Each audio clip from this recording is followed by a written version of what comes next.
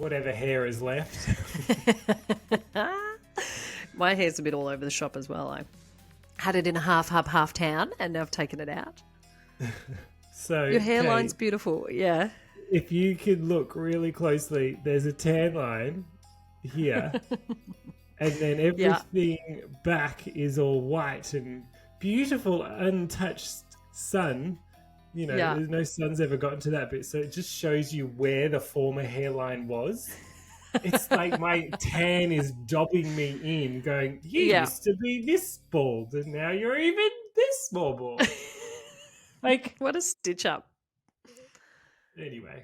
Hi, Kate. Lucky, hey, Dom. Lucky you wear a wig like an absolute champ. Yeah. I don't know. Do you reckon I could get away with a wig? One of those toupees? Those pieces? Definitely. Yeah. The more George Costanza it is, the better.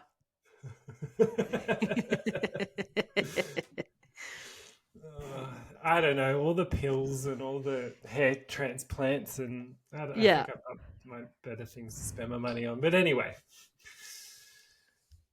We're on a podcast. Did you know? Have we started? Is this it? This is it. Hi, everyone. Welcome to today's episode. Episode number 96. So you know what that means.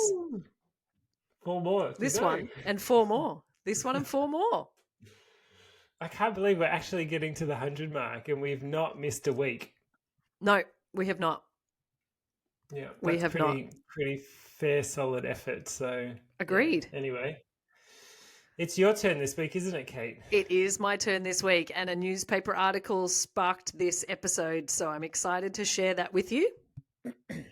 Oh, lovely. Should we do some housekeeping? Yeah, let's do it. Let's do it real quick, smart. Let's do it. Folks. People. Listeners. Brickies. Yeah. We love you, and we love it when you love us back. Yes, agreed. This is starting off on a turn. Okay. I know.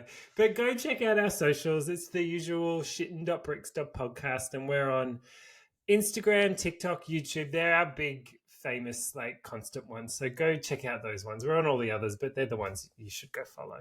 Yeah, that's the money.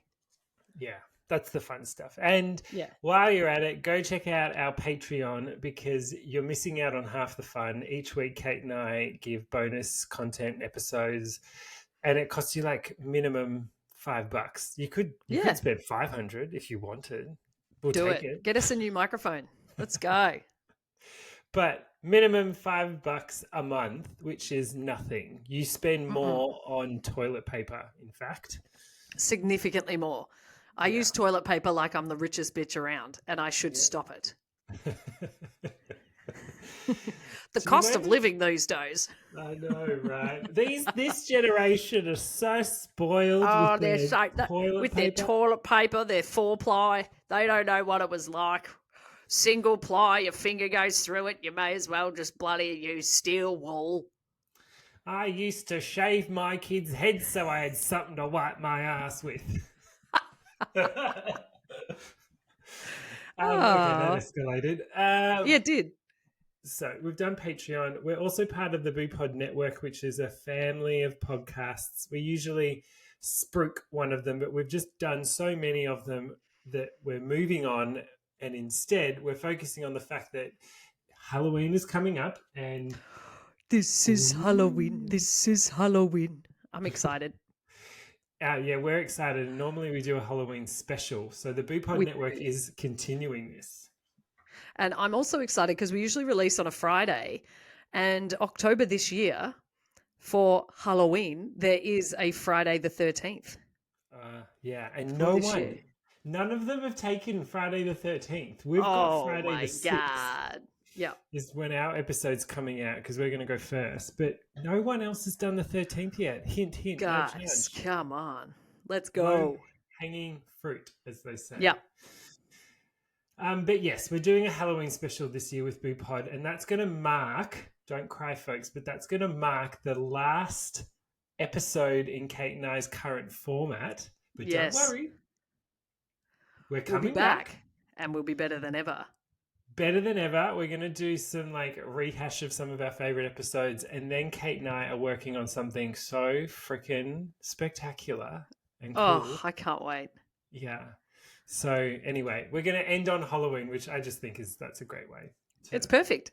To wrap up. It is perfect. Version 0.1. So yeah, I think that's probably it. That's enough housekeeping, Catherine. Sounds good. I think that's worthwhile because today's episode, I'm going to keep an eye on time because I've got a lot to share. Sure. But again, I might save little bits and pieces for our Patreon. So let's see where we get to, shall we? Oh my God, let's get into it, Kate. I'm so excited. Let's do it. Let's flippin' do it. Okay. Today's episode, as you have clicked on, believe it or not, is about Stockholm Syndrome. And I was shocked to find that we've not done an episode on this as a topic. We have, and I'm gonna touch on them a little bit later. We have done standalone episodes, particularly on one of these that I will bring up.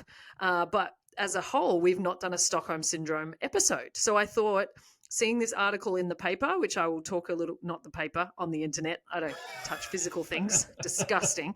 But I did see an article and it sort of brought it up, and I had to ask Dom. I said, have we done Stockholm Syndrome? And Dom said, we've done, around that, and we have done a story that fits into that category, but that's a standalone. So I'll get to that in a little bit. But for those of you who are playing along at home for your phobia bingo, Stockholm Syndrome is a condition in which a hostage or a person in captivity develops a bond with their aggressor. Now, this bond, it can range between simple feelings of empathy to the illusion of romantic interest, almost to full-blown obsession and love. The name derives from the August 1973, so it's not a ancient terminology. It hasn't been coined in the 1800s. This is 1973, and it was from the Normalståg robbery of the Kreditbanken in Normalmståg, in Stockholm, Sweden, in which gunmen held bank employees captive for 6 days, and over these days, the hostages formed an alliance with the criminals. I will go into detail about that particular event in a little bit. Now, psychologists have described Stockholm Syndrome as an extreme coping or survival mechanism against a hostile situation. Makes sense. Your brain creates pathways to help you cope. Those rescued are said to be in a trance-like state wherein the concept of right and wrong was so muddled that the captivity became comforting. In cases where a person is held for years, it's the outside world that represents the danger or uncertainty. Sealed doors signify safety. So that's a quick wrap-up of your Stockholms. And as per usual, I always like to give you a rundown of some examples, some, short, sharp stories. So here are 6 documented cases of Stockholm Syndrome. So these are documented ones that made this list. So I'm going to go ahead and share some of these with you now. Dom, are you ready? I'm done. I'm ready. I'm in Stockholm. I'm in Stockholm. Ja, we're here in Stockholm. Yoo-hoo! Big summer blowout. The first of the 6 is Sean Hornbeck. 11-year-old Missouri resident Sean Hornbeck was riding his bike to a friend's house on October 6th, 2002, when he was intentionally struck by an automobile. I don't use the word automobile nearly enough. I know, intentionally struck. The driver, vehicle, automobile, vehicle, car works. If you had to pick, are you an automobile or are you a vehicle? Oh, I think vehicle. I think because I like a strong letter. Because I have K's in my name, I think the V works for me, so to speak. I'm an automobile. Okay, you could be an automobile. Nothing wrong with that. You just can't take it. Couldn't stand it. No, I'm just not one of those types of gals. I couldn't be absolutely seen with the vehicle tag. I'm an automobile through and through. Okay, we made it one sentence without derailing ourselves. I'm proud. I'm proud. So Sean Hornbeck, he's hit by a car. Now the driver, Michael John Devlin, jumped out. He loaded Sean into his car and took off. Police, firefighters and volunteers combed the area for the missing child without success. 4.5 years later, another missing child, 13-year-old William Benjamin Ownby, was found in Devlin's apartment along with now teenaged Sean Hornbeck. Devlin was arrested and charged with abduction. After his rescue, Sean told law enforcement that he freely went shopping in public, he had a girlfriend, he could go on the internet, all while remaining under Devlin's watchful eye. Asked why he never attempted to escape, Sean revealed that Devlin had instilled a deep fear and threatened violence repeatedly, creating psychological barriers that kept him prisoner. Yeah, wow, that is fascinating. Like, we've done some abduction-y stories before. We have. And they've never broken... Actually, no, that's not true. Colleen Stam was a really interesting... It was. Anyway. Yes, that was a very interesting story. Not at all. You can jump as many guns as you want. You just go for it. Anyway, number 5. Yeah, what's number 5, Sorry. Kate? Stop Number 5. I know. I'm sorry. I keep interrupting Stop wasting my time, please. Sorry. Number 5. That's okay. Never apologize. Number 5 is Patty Hearst. One of the most infamous kidnapping cases in history is that of 19-year-old Patty Hearst, the granddaughter of publishing giant William Randolph Hearst. On the morning of February 4, 1974, a group of gun-wielding domestic terrorists broke into Hearst's apartment at 2603 Benvenue Street in Berkeley, California. Hearst's fiancée was beaten up and Hearst was thrown into the trunk of a car and driven away. The FBI soon learned that Hearst's abductors identified themselves as the Symbionese Liberation Army, or the SLA, and that they were attempting to wage war with the United States. The group had already left carnage in their wake and, by their own admission, abducted the heiress for financial and political leverage. News of the kidnapping dominated headlines. Then in April of 1974, the case took an unexpected twist. Patty Hearst had joined her captors and announced her intention to be a revolutionary. She even assisted in a bank robbery and started traveling around the country after a shootout between the SLA and the LA police. She started traveling around the country after a shootout between the SLA and the Los Angeles police. SLA leader Donald DeFreeze died, so he got shotted and dead. She was finally captured in San Francisco on September 18th, 1975. She was charged with robbery and sentenced to 7 years in prison. In her defense, Hearst claimed that she had been brainwashed. She only served 2 years before her sentence was commuted. She was later pardoned. Now, Hearst's sensational tale is the subject of numerous films, documentaries, studies, and books, including Jeffrey Toobin's American Heiress, The Wild Saga of the Kidnapping, Crimes and Trial of Patty Hearst. Again, wordy title, too many words. American Heiress, The Wild Saga of the Kidnapping, Crimes and Trial of Patty Hearst. Too much. How do you even fit that on a book sleeve? No. Relax. So that is Patty Hearst, who was going to join the SLA, and then she's like, I was brainwashed. Can I stop being in prison now? I don't want to be here. I assume that's how she spoke. Sure. Number 4. Number 4 is Mary McElroy. On the evening of May 27th, 1933, we're gone back in time, 25-year-old Mary McElroy was taking a bubble bath in her father's house when she was abducted by 4 men, including brothers George and Walter McGee. The men broke into the house with a sawed-off shotgun. Sawn-off shotgun? Sawed-off shotgun. Sawed off. Sawn off? Sawn off. Sawn-off shotgun. How can you break into your home if you're the brother of the victim? Isn't it? Oh, no, they were just brothers. The brothers were part of the 4. So George and Walter McGee were brothers, and they were in the foursome that came in to take Mary. Okay. So the men broke into the house with a sawn-off shotgun, and then they waited very kindly for Mary to get dressed before taking her to an old farmhouse and chaining her to a wall in a basement. Imagine. The politeness. What would you choose to wear? They're like, so we're kidnapping you. Maybe wear something warm. And she's like, do I need a coat? Should I take a coat? I'm just thinking maybe like a sweater. Do I need a sweater where we're going? So she's chained to a wall in the basement. Mary the daughter of Kansas City manager Henry F. McElroy, was a potential gold mine in ransom money. Realizing this, I mean, they obviously didn't realize it to start with, but realizing this, the men demanded $60,000. Now, this is 1933, so that's a significant amount of cash. They demanded $60,000 for her release, but they eventually settled for $30,000. So release at half price. They were having a special. The sum was paid on May 29, 1933, and Mary was released unharmed near Millburn Golf Course. 3 of the men were captured less than a month later and sent to trial. However, Mary said that she was well cared for during her 29 hours of captivity. Apparently, one of the men even gave her flowers. When the trial concluded and all 3 men were given harsh sentences, Mary was riddled with guilt. She publicly sympathized with her abductors and called upon Governor Guy Brassfield Park to reverse the sentence.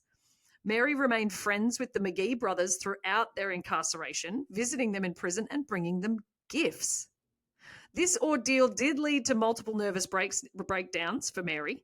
After her father died in 1939, her mental state collapsed. And on January 29th, 1940, she committed suicide with a pistol shot to the head. Part of her suicide note read, "My 4 kidnappers are probably the 4 people on earth who don't consider me an utter fool." Wow. Yeah. Commitment. Right? To get to that point as well. So that's 1940. So that's 7 years after it happened. And she stays friends with the people. She goes and sees them in prison, gives them little presents. I mean, look, okay, and you might leave space for this at some point, but I think about it. I'm a very empathetic person, and I'm not saying all types of criminals or all types. If someone did certain things, then there might be that might cross a line. There could be a line. But sure. I naturally, if someone does something and is pushed to desperation and takes desperate acts, my initial thought is not to judge them and demonize them. It's very much to empathize. Oh my goodness, you must have gotten to such a place that you have to revert to this. I could understand being had to get into that situation. Yeah, I would. I would naturally. I guess what I'm saying is I'm not one to immediately be like, you're a fucking asshole. You shouldn't be stealing from the bank. I'd be like, what's happened to you that you were stealing from a bank? I have pity or I have empathy or whatever the fuck. Yeah. I could you want to sort of understand a bit more. Yeah. And how that could turn into. In an emotional state, you could. Yeah. How that could happen. Interesting. Would you like to hear number 3? Absolutely. I'm listening to it already. You're forced. You're actually stuck here, so too bad. Number 3 is Elizabeth Smart. In the early, I always like to read a name and then see if Dom nods, because then he'll know it. But Elizabeth Smart, in the early morning hours of June 5th, 2002, 14-year-old Elizabeth Smart was kidnapped from her bedroom in Salt Lake City, Utah. My worst nightmare. Her abductor, Brian David Mitchell, forced her onto a seemingly random hike for hours until they eventually stopped at a campsite. Knock, knock, knock, come through the window. Hey, Dal, fancy a hike? What do you mean? I mean, it's 4 a.m, but I'm really feeling a hike. My name's Brian David Mitchell. I have 3 first names, so if that's not a red flag, I don't know what to tell you. But BDM has taken her for a hike and they stopped at a campsite. Sorry about that. I shouldn't have done that. I know. BDM and he's packing a scroggin. And would you believe the son of a bitch has taken all the M&Ms out of it? Yeah. It's only the raisins and nuts left. Fuck off, BDM. Put the M&Ms back in the scrog bag. I swear to God. All right, so they've eventually stopped at a campsite. Now, Elizabeth was met by Mitchell's wife, inverted commas, Wanda Barzy. Now, that sort of sounds a bit like a drag name. Wanda Barzy. Now, Wanda made her undress, and Mitchell performed a rudimentary marriage ceremony between himself and Elizabeth. And then he raped the young girl. Ooh, that took a turn. Afterwards, she was chained to a tree and abused. And over the next 9 months, Elizabeth was repeatedly raped and psychologically molded into a submissive prisoner. Any instance of disobedience was met with threats of violence. Elizabeth soon became a model captive, as you would. Why would you not try to stop the horrendous things that are happening to you? And she followed orders. Now, along with Mitchell and Barzy, Elizabeth went on many outings, sometimes to shop and other times to scavenge. During a trip to the library, Elizabeth was even questioned by a police officer and chose not to reveal her identity or to scream for help. The trio moved 750 miles away to California, but Mitchell decided to uproot them once more and move across to the East Coast. Elizabeth appealed to Mitchell's self-proclaimed godliness and told him that they should return to Utah for spiritual reasons. Mitchell agreed with the understanding that the idea had been his. So that's a good way to sort of, manipulate the situation. Now, back in Utah, all three were recognized from the torrent of news broadcasts. Elizabeth was pulled from her abductors and returned to her family. 7 years after the ordeal, she testified against Mitchell and Barzy. Mitchell was sentenced to life in prison, and Barzy was serving 15 years in prison. Heavy. No, over the, is that it? That's all you get? I know. And I think repeatedly raping and torturing someone. I think also in terms of Stockholm Syndrome, to me, she manipulated that situation to get back to Utah, assuming that she would know that would then stop the cycle. So Stockholm Syndrome wise, I don't know. And then the fact that she testified later on, there's not as much in that suggests to me. It's really just around the fact that she didn't tell the cops who she was, but that's because she was scared, not because she didn't want to be found and she was enjoying her time. Well, to your point, your definition earlier, I don't hear sympathy or alignment to your captors there. I hear fear and just being completely terrified and tortured. Survival. Correct. Okay, but moving on to number 2. Number 2, Dominic, we have done a standalone episode on this, and number 2 that fits into our list of 6 is Colleen Stan. If you want to hear more about this story, you can go back to our standalone episode, which would be back, I reckon, in the 30s, to be honest. It's been quite a while since we spoke about Colleen. But as a bit of a recap and fitting into our first ever. Was it really? It was our first ever testisode. Shut the front door. Oh my gosh. Yeah. Okay, so folks, if you go back 95 episodes, you will be able to find our standalone on Colleen Stan. So what a perfect little roundabout for us to be getting to a point of wrapping up. And now we're throwbacks to our very first episode. Holy moly. Okay, so for those of you new who've just joined us and they haven't listened to that, Colleen Stan, in 1977, 20-year-old Colleen Stan was hitchhiking to a friend's party near Red Bluff in California. She was picked up by a couple driving a blue van with a child in the back seat. The presence of the child made the couple appear safe. But soon, the husband, Cameron Hooker, put a knife to Colleen's throat, drove her to a deserted area, and then raped and tortured her.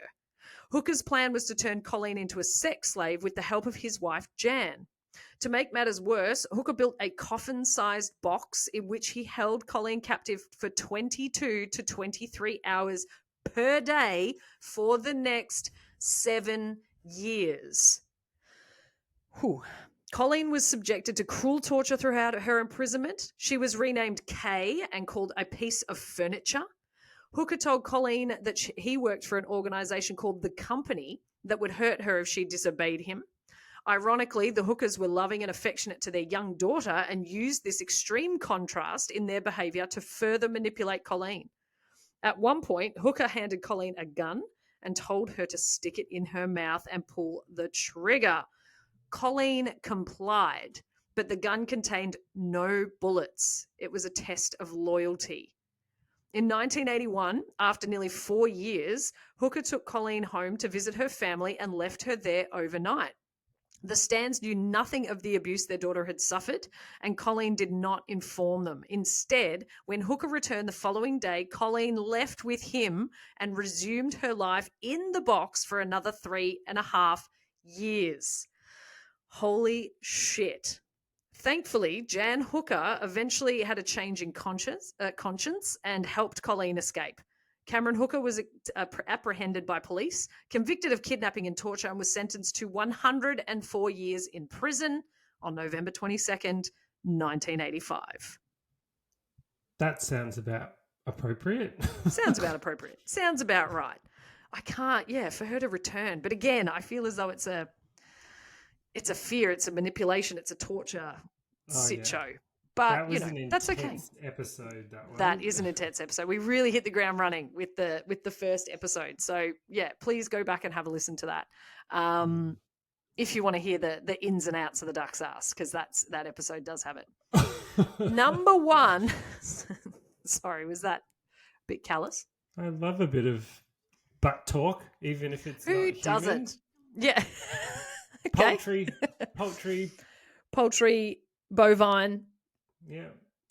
Something else. Okay, number one, Natasha Kampusch. While walking to school on March 2nd, 1998, 10-year-old Natasha Kampusch was grabbed by two men and thrown into a white van. That's the start of every episode of SVU. Despite an exhaustive search of the area, police could find no trace of Natasha or her reputed? Yeah. Yeah, reputed kidnappers. Sorry, I just had a mini stroke. For the next 8 years, Natasha was held prisoner in a cellar beneath beneath the garage of a man named Wolfgang. Here we go. I'm not going to pronounce it correctly because it's got little like blip blips above the letters. So I'm just going to pronounce it phonetically for the letters that are there in a very terrible way of English. Make it up, Kate. You got it. Wolfgang Pricklopple. Pricklopple. Pricklopple. No. Okay, so Natasha's in a cellar beneath the garage of a man named Wolfgang Pricklopple. The cellar was 54 square feet, windowless, soundproof, and closed in by a concrete steel door. Initially, Natasha was not permitted to leave the room, but as time went on, she was invited to spend time in other parts of the house. Lucky girl. She was left alone in the cellar during the day while Pricklopple worked. In the following years, Natasha was given additional freedoms as part of the pact that she would stay silent about her captivity. Each morning, Natasha and Pricklopple at breakfast together. I can't. I'm trying so hard. I'm going to have to say Wolfgang. I'm going to have to. I'm sticking. Pricklopple at breakfast together, living in a distorted version of normalcy. But Pricklopple counted his niceties. Oh, no, I can't be laughing when I read this sentence. Pricklopple. Oh, he counted his niceties by beating and raping Natasha, all the while maintaining that the doors and windows of the house were rigged with explosives. On random occasions, Natasha tried to attract the attention of outsiders, but was unsuccessful. Finally, on August 23rd, Mum's birthday, happy birthday, Mum, 2006, she managed to slip away. She had been... This is a great sentence. She had been Fuck, I can't say it. She had been vacuuming Pricklopple's BMW under his supervision when the phone rang. Pricklopple left Natasha unattended while he took the call. Leaving the vacuum running, clever girl, she took off into the streets and found a neighbour who called the police. Once Natasha had been in police protection, Pricklopple realised that he would likely be convicted of kidnapping and sentenced to life in prison. No shit. To avoid this, he jumped... Oh, fuck. To avoid this, he jumped in front of a moving train near the Wien Nord station in Vienna.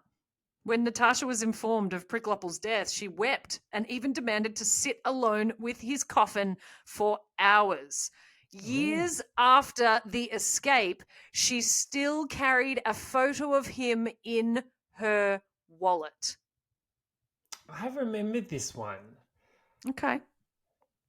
Okay. You don't believe me. Okay, girl. No, but that's the bit that triggered it for me was the even years afterwards, still going back, visiting the grave, carrying the photo around with Yeah. her.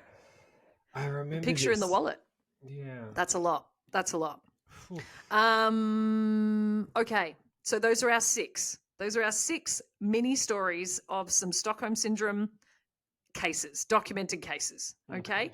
Now, the article from ABC News that piqued my attention earlier in the week is centered around the initial story I discussed at the beginning of the bank heist, where they kept their people captive for 6 days. That is where the term Stockholm Syndrome was coined. Okay. So the article that I was reading and that I have used for the rest of this story, its title is Stockholm Syndrome a Myth? The terrifying crime behind psychology's most famous and dubious term. So I want to talk through this with you a little bit because I found that really interesting. Okay, we're going to go through the story, then we'll talk a little bit about the idea of Stockholm Syndrome as a sort of diagnosable or clinical term or whatever they choose to use. All right. On August 23rd, Mum's birthday, happy birthday, Mum, 1973, a notorious safecracker walked into a Stockholm bank with a submachine gun, a knife, a transistor radio, explosives, and lengths of rope. Jan Erik Olsen was ready for the greatest heist of his life. Dressed in a brown wig and fake glasses, he fired a few rounds into the ceiling and announced to the terrified crowd, "The party has just begun." Now, as far as opening lines go for a heist, that's pretty good. That's a strong opener. It's pretty good, but yeah, I don't know if I quite agree with it. Party is one way to describe it. Exactly.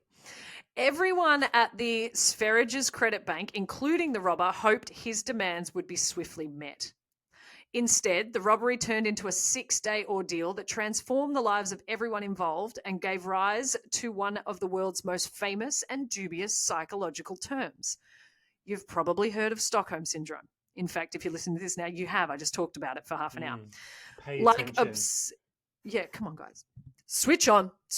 Eyes up here, thanks. Okay, we're going to stop what we're doing. We're looking up this way and we're listening. That's my cue-in strategy at school. All right. Now, like obsessive compulsive disorder and sociopath, it is one of those phrases that we throw around in conversation without understanding what it truly means. Stockholm Syndrome is a proposed condition claiming that during a hostage situation, victims can become hopelessly attached to their captors. It was coined by Nils Bejerot, a psychiatric advisor engaged by police during the standoff at Sveriges Credit Bank. He publicly claimed that one of the young female hostages had forged an emotional bond with the bank robber, implying that their connection was sexual. Kristen Enmark, who was 23 when her workplace became the site of the dramatic siege, is the first person in the world to be diagnosed with Stockholm Syndrome. The trouble is, the condition might not actually exist. Now, she spent her life maintaining that she felt no affinity for her captor and only did what it took to stay alive. Now, 50 years later, experts are questioning whether Stockholm Syndrome is a genuine phenomenon or simply a term foisted on a woman who did not respond the way society expected her to during the most frightening experience of her life. She was a courageous young woman who worked hard to preserve her own safety and the safety of others, said Dr. Alan Wade, a Canadian therapist who has spoken at length with Kristen about her experiences. She is one of the most famous and one of the most profoundly misunderstood women in psychology. Here's a little bit about Kristen's story to give you some sort of background on that time. Kristen was working as a stenographer at Sveriges Credit Bank when Jan Erik came smashing into her life. She had recently broken up with her boyfriend and she was planning to quit the bank in a few weeks so that she could go back to uni. But on that August day, she walked onto the bank floor and found a gun-wielding man blasting rock music from a transistor radio. "I believed a maniac had come into my life," she told the New Yorker in 1974. "I believed I was seeing something that could only happen in America." Jan Erik, who turned the radio on so he could listen to the news report about his own bank heist, bound Kristen's wrists and ankles with rope. She was among 4 employees he took hostage. In exchange for their freedom, he had a raft of demands. Firstly, he wanted notorious con man Clark Olofsson to be freed from prison and brought to the bank. Then he wanted the men to be given the equivalent of 3.4 million, 2 guns, 2 bulletproof vests, and a Ford Mustang.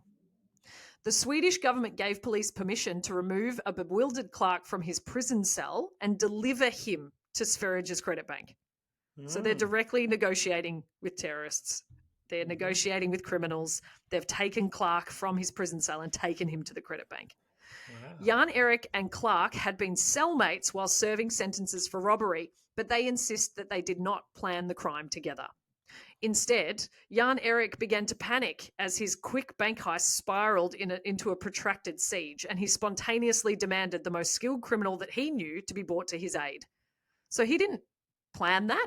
He just went into the bank and went, oh, shit's what? I should probably ask for something because this has turned into something else. I just want some cash money, but now we're in deeper than I thought. Somebody get Clark. Decades later, Kristen said that Clark helped to keep the situation calm and that he was a great comfort to her and the other hostages. We were very glad that he came because the situation became totally different, she told the Memory Motel podcast in 2017. He comforted me. He held my hand. He said, I'm going to see that Jan doesn't hurt you. What happened during the next 6 days inside the bank is still the subject of fierce debate among the police, the hostages, and psychologists.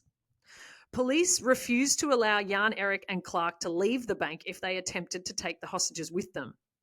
Authorities also made a huge blunder in the first days of the siege.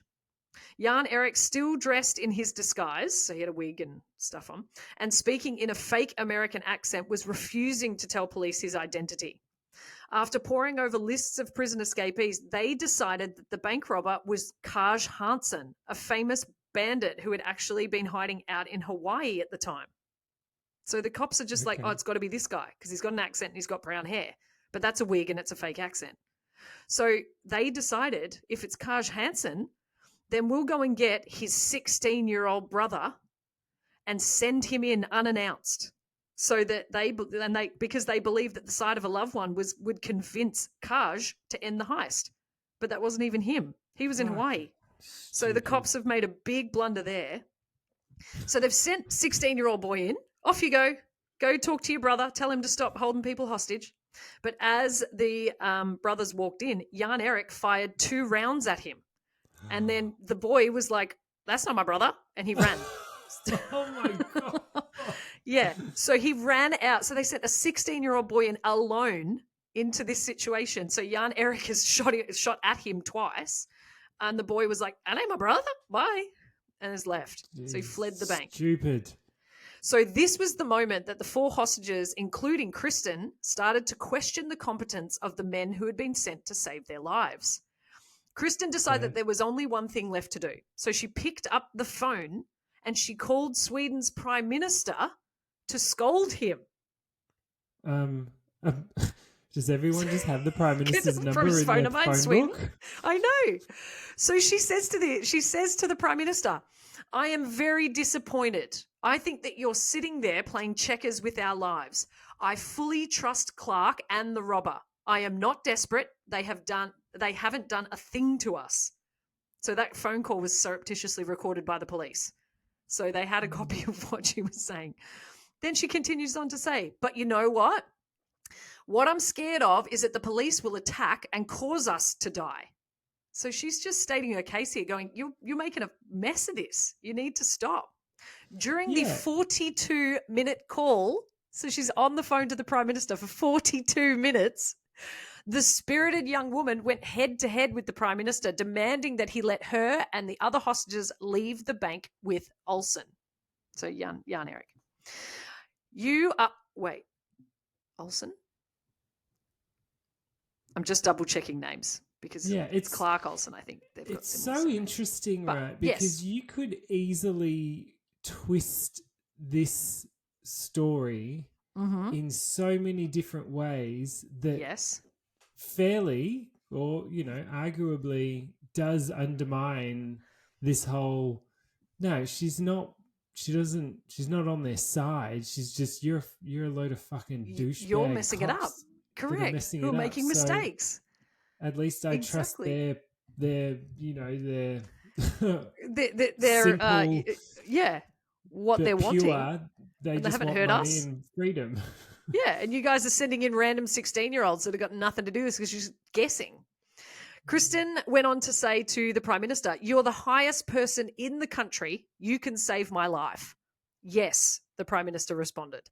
"But I think the best way of doing that is to not let them out on the roads. They must sooner or later understand that this must not continue." At one point, Kristen became frustrated and told the Prime Minister that he should have, no, sorry, and told Palm, I don't know who Palm is, sorry, but that she told a person he should appoint her Prime Minister for the evening so that she could be in control of her own destiny. And then he said, "That can't be done," whilst laughing.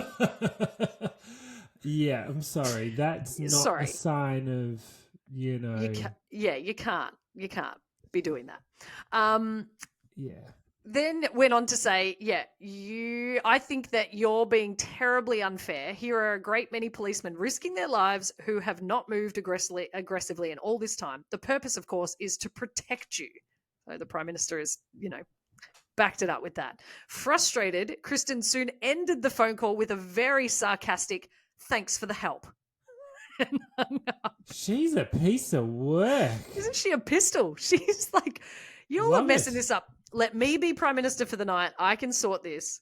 And then, just doubles down and it's like, "Thanks very much. I'm fine. Hang up." Okay, look, I'm all for strong spirited people, but that I don't know how helpful that kind of behavior that is demand either. might have been. Sure. Yeah. All right. Now, after this had happened, 6.5 days have gone by. So it turned into quite the siege, and they've not really done anything in 6.5 days. So after 6.5 days, most of which were spent holed up in the bank vault, the hostages heard the sound of drilling. Police were making holes in the roof of the bank so that they could fill the room with tear gas. As the hours passed, Jan Erik became increasingly agitated, threatening to kill the hostages if police followed through on their plan. "Don't send in gas, whatever you do," one of the hostages, Sven, shouted at the ceiling. When Jan Erik tied a noose around her neck, Kristen believed the possibility that she would leave the bank alive was evaporating. "From the moment that Jan made me his hostage, I was afraid he would suddenly kill me," she said. "But now it was the police I was afraid of. I felt hopeless. What difference did it make? I asked myself. Which one of them did away with me?" So she's in this position now where she's going, well, it's either going to be him or it's them because everybody's fucking this up. So, yeah.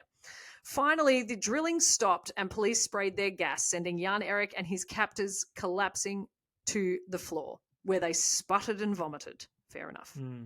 "We give up. Let us out," Jan Erik shouted. Jan Erik was removed from the bank in handcuffs, surrounded by police officers in gas masks. There's a picky of that on our socials if you would like to see.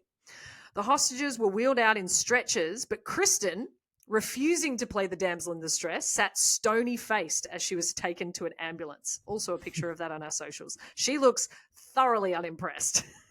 Thoroughly unimpressed. You just fucked this up. Yeah. "Clark," she called to the bank robber who was unwittingly drawn into Jan Erik's scheme, loud enough for the assembled media and reporters to hear. "I'll see you again. Ta-ta." Ta-ta, bye-bye. She didn't say that. I just added that for a little dramatic effect. After her ordeal was over, Kristen publicly slammed the police for putting her life in danger. She also refused to testify against both men in court. Nils Bejerot, the police psychiatrist involved in the siege, never spoke to Kristen directly, but he diagnosed her with a condition that he invented.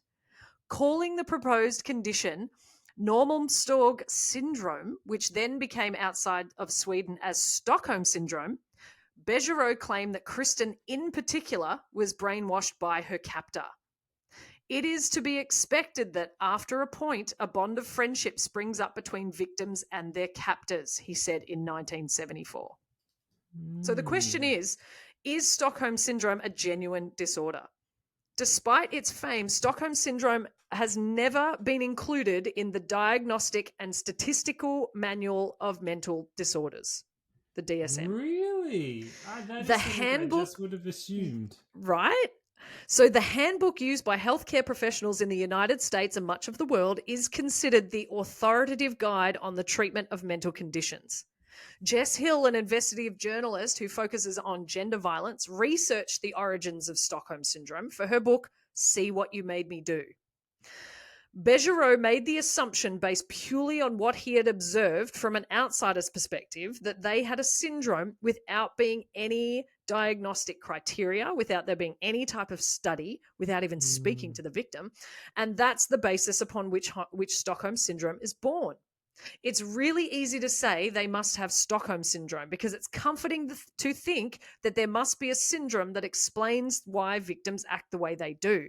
It is also a way of saying, I would never act like that. Even Jan Erik himself admits that by building a rapport with him, his hostages probably saved their own lives. They made it hard to kill. They made us go on living together day after day like goats in that filth. There was nothing to do but get to know each other, he said a year after the robbery. Dr. Wade does not believe that Stockholm Syndrome exists. Stockholm Syndrome became a way of silencing an indignant, angry, exhausted, courageous young woman who was speaking about the realities of the events from her point of view, he said. It had nothing to do with the psychology of Kristen Enmark. It was a silencing strategy. For decades after the siege, Kristen worried that she had done something wrong during her 6-day ordeal in the vault, but as she grew older, she changed her mind. The ideal hostage is a woman who keeps her mouth shut and thinks that the police are going to protect her, she said. And when someone pops up like me who says the opposite, you have to call it being unhealthy, insane, instead of looking at what the police did.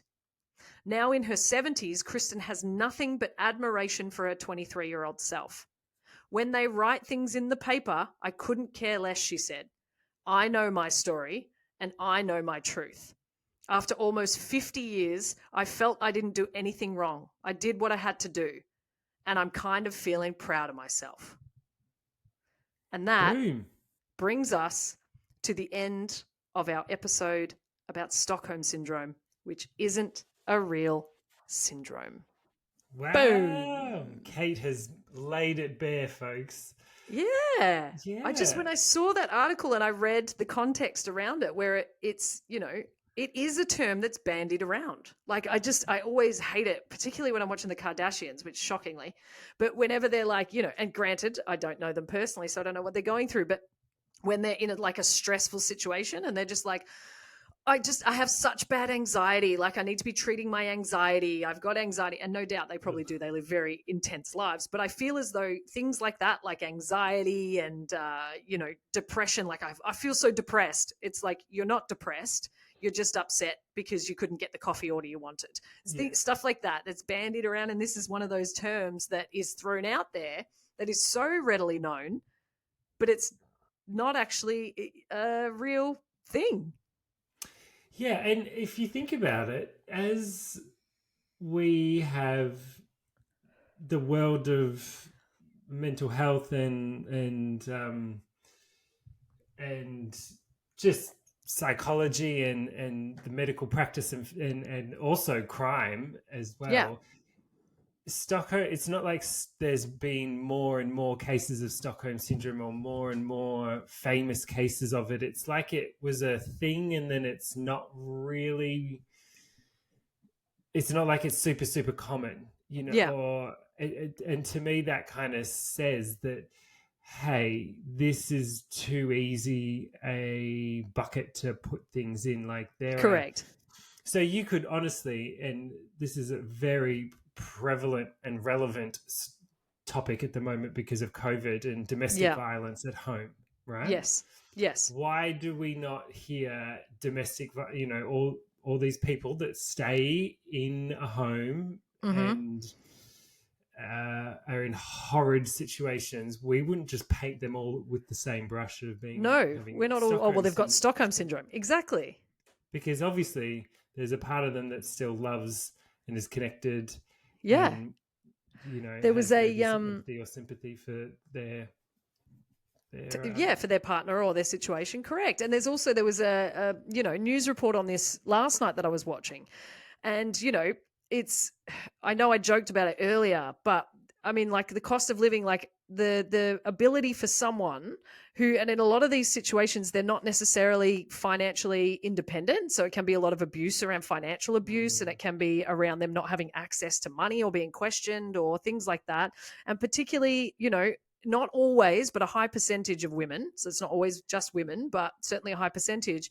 And if you've got children, if you are, without family or a connected network, which, occasionally that sort of situation can drive you to be isolated, and, it's not easy just to go, okay, cool, yeah, perfect. I'll go and rent a house for $600 a week for me and my kids, and then I'll move my kid out of that school and I'll go and do the. You can't afford to do that. You can't, like, there's so many different situations. So I agree in the ability to tar people with the same brush. And for situations like this that are even more intensive, a hostage situation and an abduction situation. But when you go back to think that this phrase was coined by a psychiatrist who didn't even talk to the person, that's what I found fascinating. So it's so ridiculous. incredible. But yes, gosh, we went a bit deep there. Goodness gracious. Well done, Kate. That was a fabulous one. I thought it was a cool little tie up at the end there, because that article really got me. So I just thought, I can't wait to share this, but throw in a few stories as well. And when you say it, it's a way of assimilating to a topic where you go, Stockholm Syndrome, I know what that is. Yeah, it's when you fall in love with your captor or whatever the case is. So, but now we can question, it's not a, diagnosable psychiatric condition. Yeah. Use that for your dinner table conversation. Right. And I think we'll have to put a question mark in the title, Stockholm Syndrome question mark. Great point. Love it. Oh. But what we're going to do now is we are going to head over to Patreon, and y'all should head over there too. So drop us a $5, because I have got some pop culture references that are related to Stockholm Syndrome with a doozy at the end, one of my most favorites, and you should come and listen. See you very soon. See you, folks. Love see you next week. Bye.